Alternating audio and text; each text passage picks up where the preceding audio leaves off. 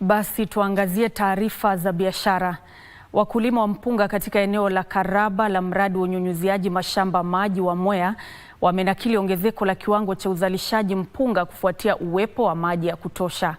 Ongezeko hilo la mazao linatokana na uwekaji wa mifereji ya kunyunyuzia mimea maji, upatikanaji wa maji ya kutosha na kuongezwa kwa ardhi inayonyunyuziwa maji, hali ambayo pia imeongeza kiwango cha uzalishaji zao hilo cha kila mwaka. Kenya kwa sasa inazalisha takriban 1,304 za mchele kila mwaka dhidi ya mahitaji ya kitaifa ya takriban tani milioni 1.3.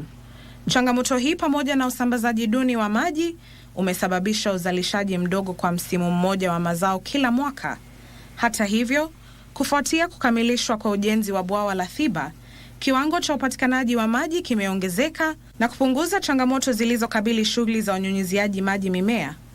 Uwepo wa maji ya kutosha umeongeza misimu wa upanzi kutoka msimu mmoja hadi mitatu kwa mwaka. Canal Lining iko na faida kubwa sana kwa sababu maji yanatembea haraka, hakuna seepage na hakuna maji inazuiwa na magugu.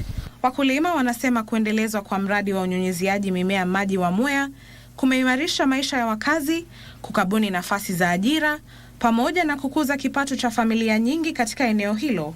Wakulima hao aidha wanasema kuwa ongezeko la uzalishaji wa mchele utakuwa wa mchango muhimu katika kuhakikisha uwepo wa chakula cha kutosha nchini pamoja na kupunguza utegemeaji mchele unaoagizwa kutoka nje ya nchi. Ikikunja na wingi, hii mchele kutoka nje itakuwa inatoka nje, tutakuwa tunatumia hii sababu maji ni mengi.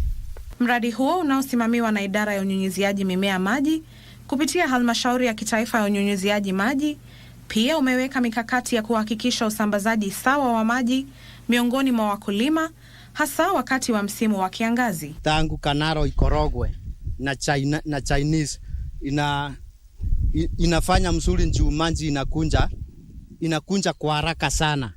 Ndutamo Kami, Darubini.